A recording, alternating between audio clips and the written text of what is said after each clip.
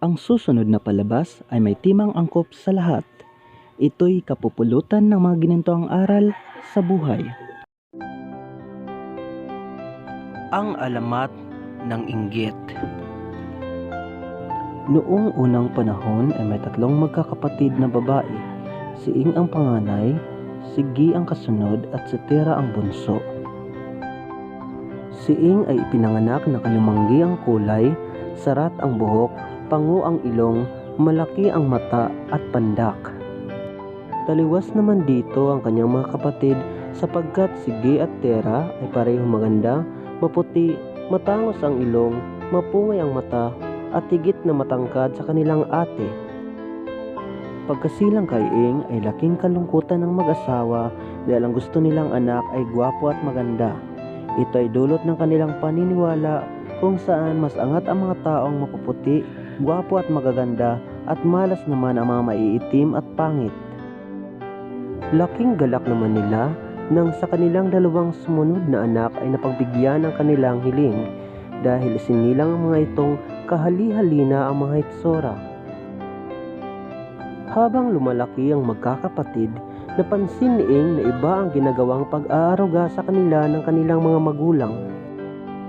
Kung paano kalingain ng kanyang mga kapatid ay kaiba sa kaniya. Maging sa pagkain man ay madalas mas masarap ang ibinibigay sa mga ito. Siya ang laging inuutusan, siya rin ang gumagawa ng mga gawaing bahay at iba pang mga gawain. Samantalang nagagawa ang lahat at malayang nakapaglalaro ang kaniyang dalawang nakababatang kapatid. Nadudurog ang puso ni Ing sa tuwing bibigyan sila ng regalo ng kanilang magulang. Panay magaganda at mamahaling damit ang para sa dalawa, samantalang kung hindi luma ay mumurahing damit naman ang ibinibigay sa kanya. Magagandang bag din ang ginagamit ni Gi at Tera, samantalang mumurahin lang ang para kay Ing. Sa mamahaling paaralan din nag-aaral ang mga nakababatang kapatid at hatid sundo pa ang mga ito. Samantalang naglalakad at sa pampublikong paaralan lamang nag-aaral ang panganay na si Ing. Kaya naman madalas umiyak si Ing. Naging bugnutin, madaling magalit at naging palaaway hindi lang sa mga kapatid niya kundi sa lahat ng sa tingin niya ay nang-aapi sa kanya. Pinangarap ni Ing ang maging prinsesa sa paningin ng lahat, lalo na sa mata ng kanyang mga magulang, at madama rin ang pagmamahal at atensyong nakukuha ng kanyang mga kapatid. Ngunit nabigo siyang makamit ito, bagkos ay naging tampulan siya ng panunukso at pangungutya ng lahat. Kaya madalas niyang tanungin ang sarili, mahal ba nila ako? Masakit mang isipin ngunit ayaw niyang malaman ang kasagutan dahil baka lalo lamang siyang masaktan. Nais lamang ni Ing na madama ang pagkalinga. Pangarap niya ang pagtanggap ng lahat sa mga tulad niya. At malaman niyang siya ay kabilang sa pamilya at sa komunidad. Nais lang niya ang mahalin at tanggapin at malamang may pamilya siyang masasandalan. Lumaki si Ing taglay sa puso at isip na siya ay malas. Minaliit at naging sunod-sunuran siya sa kanyang mga magulang at kapatid at kailanman ay hindi nakita ang kanyang halaga. Kung kaya naman nagtanim siya ng hinanakit at di naglaon ay galit sa kanyang pamilya. Nang nagkakagulo na ang magkakapatid, nakita at naisip ng mga magulang ni Ing na mali ang ginawa nilang pagpapalaki sa mga anak. Magkagayon man ay hindi na sila napatawad ng huli. Nagkaroon ng kani-kanilang pamilyang magkakapatid at ang galit nila sa isa't isa ay nagpasalin-salin sa kanilang mga sumunod na henerasyon. Mula noon at magpahanggang ngayon ay di na nawala sa kanilang kompetisyon. Bagamat nagkahalo-halo na ang kultura ay nanatili pa rin ang kanilang pagiging mapaghangad sa anumang mayroon ang bawat isa at sa pagpapatunay na nakahihigit ang isa sa isa. Ang masamang ugaling ito ay patuloy na lumalaganap ngayon sa buong mundo na kadalasang nakapagdudulot ng kaguluhan at minsan ng karahasan. Bilang pag-alala sa aral ng tatlong magkakapatid na nagdala ng masamang asal na ito, tinawag na inggit ang pag-uugaling ito.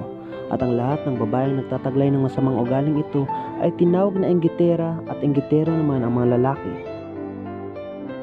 Mga aral ng kwento. Una, Panginoon ang gawing sentro ng buhay upang pag-ibig ang mangibabaw nang maging matuwid at makatwiran sa mga gagawing pagpapasya sa buhay.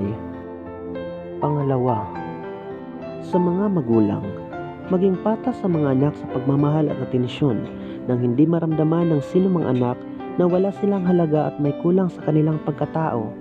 Dahil ang pagmamahal, pagkalinga at pagtanggap ay dapat unang maramdaman ng isang tao sa kanyang pamilya. Pangatlo, ang mga magulang ang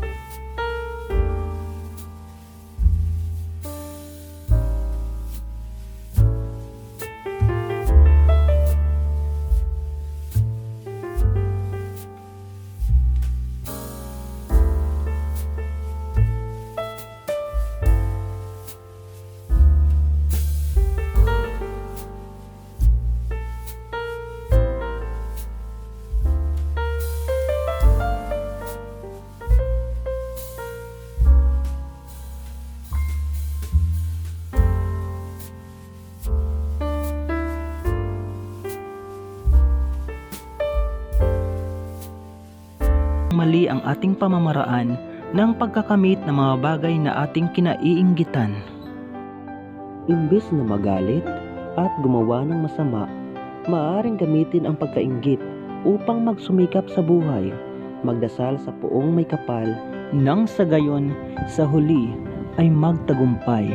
At upang makita ang tama sa mali, ang tunay na halaga ng sarili, upang nang sa gayon makita mo rin ang halaga ng iba at makamit mo ang respeto, kapayapaan at pagmamahal ng Panginoon sa sarili at sa kapwa. Guys, thanks for watching, and please do support my channel by subscribing and sharing it, and hit the notification bell for more videos and updates.